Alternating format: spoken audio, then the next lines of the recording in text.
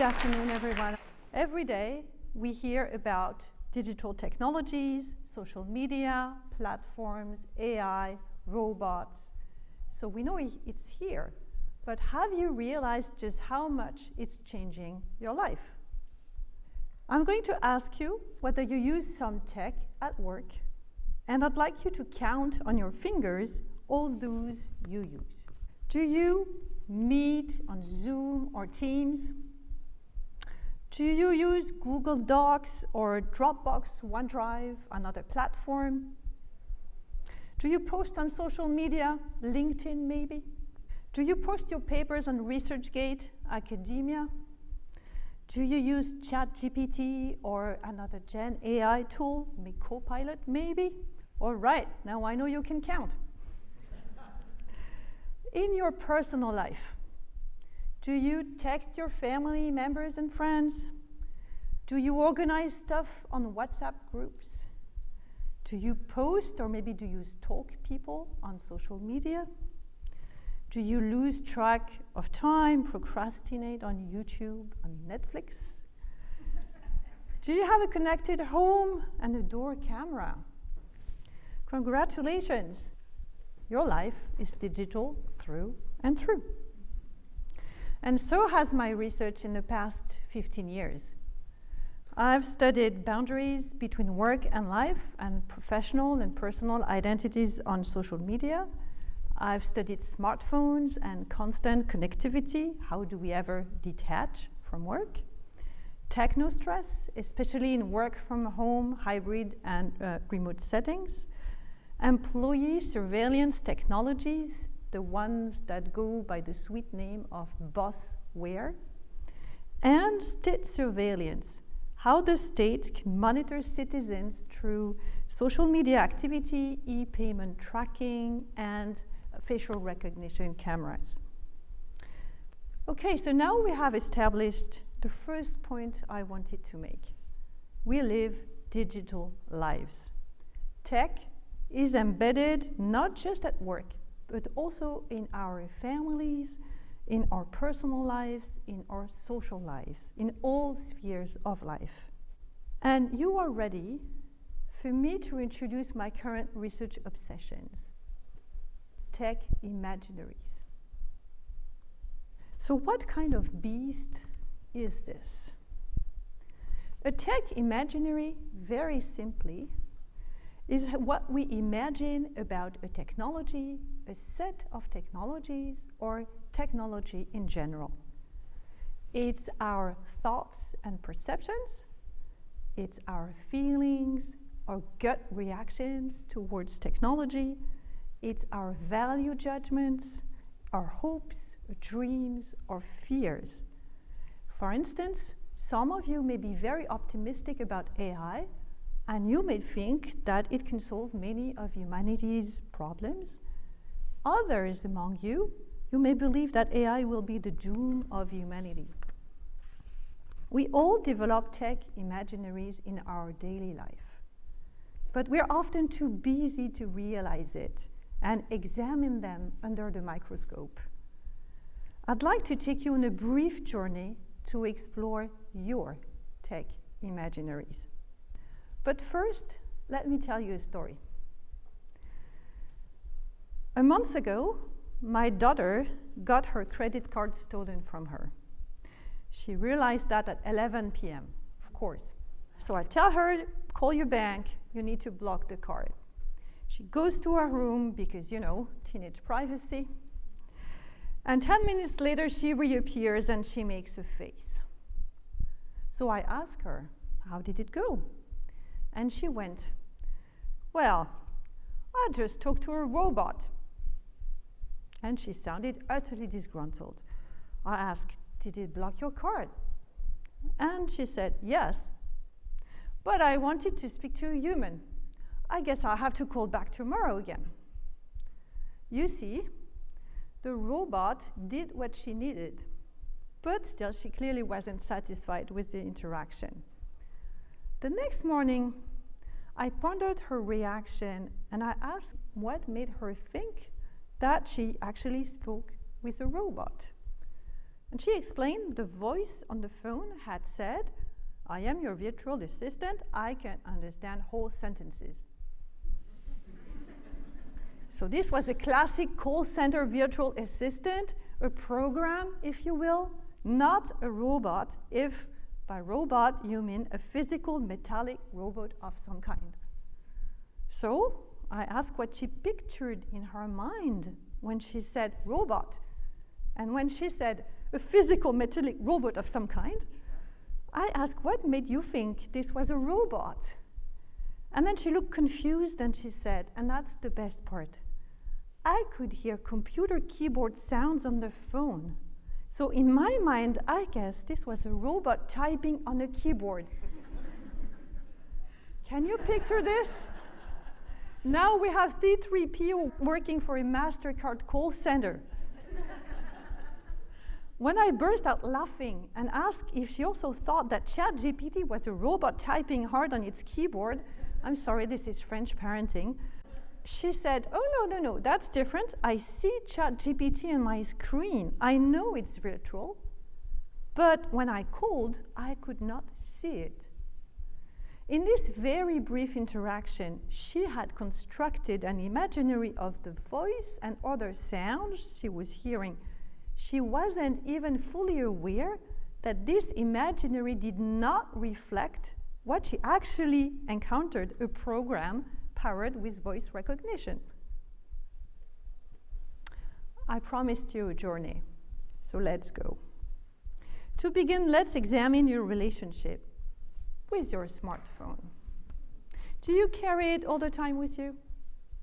Can you live a whole day offline? Have you noticed how smartphones have become extensions of our bodies? You see, tech imaginaries, they are not only an abstract thing, they can be physical, they can be bodily. Then let's look at your social life. How much of it is mediated by social media? Do you think that's good or bad?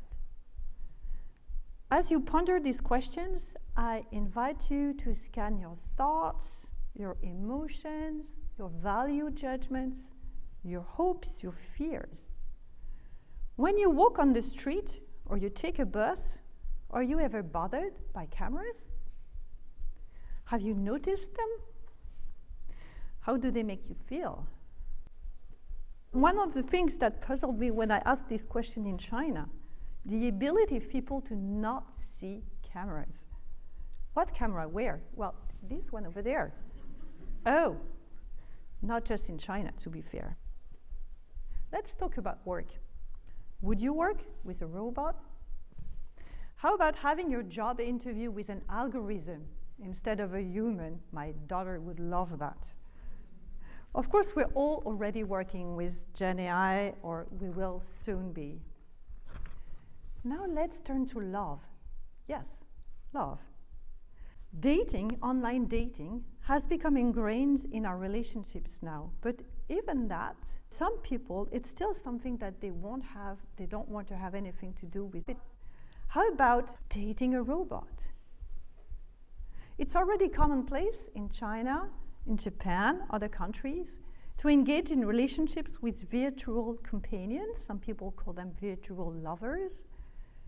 The thing is, you see, they're really good with people because they access your computer, they access your online activity, your phone, so they know you throughout and they won't cross you.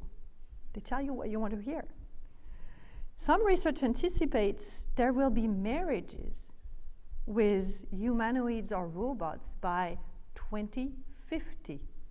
Is your son or daughter-in-law going to be a robot?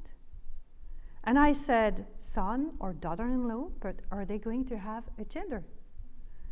Feminism views tech as an emancipation tool to reconfigure social order and get rid of genders. So that's a real question. Now that I have spooked you right, would you entrust your baby to a robot nanny? What about your pet? Patents have been filed for robot dog walkers. I would not bet on one when my dog sees a squirrel. What about your mother-in-law? You're laughing maybe, but there's a shortage of staff in elder care, and I tell you, we're all going to be taken care of by robots.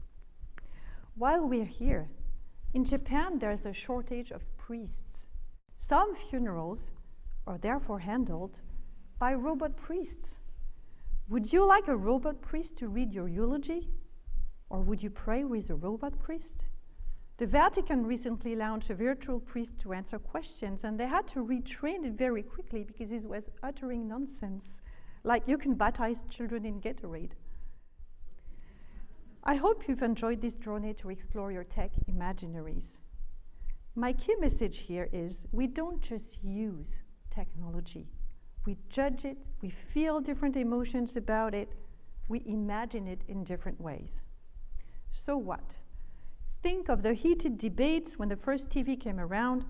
What would this do to people, to family life, to community life, to politics? Then we've had debates about video games, about social media. Now it's AI and robots. Tech imaginaries guide how we handle technology. They open some doors for us and they close other doors. Think about AI. The optimistic ones will want to develop it freely. The pessimistic ones will want to regulate it. Our stance, our actions boil down to our dreams, hopes, and fears. So it's important to understand our tech imaginaries so we can make informed decisions, individually and collectively. Mind you, tech imaginaries are a complex beast. They are multifaceted, they are context sensitive, and they can be ambivalent. One, they are context sensitive. They are influenced by how technology is framed in our country.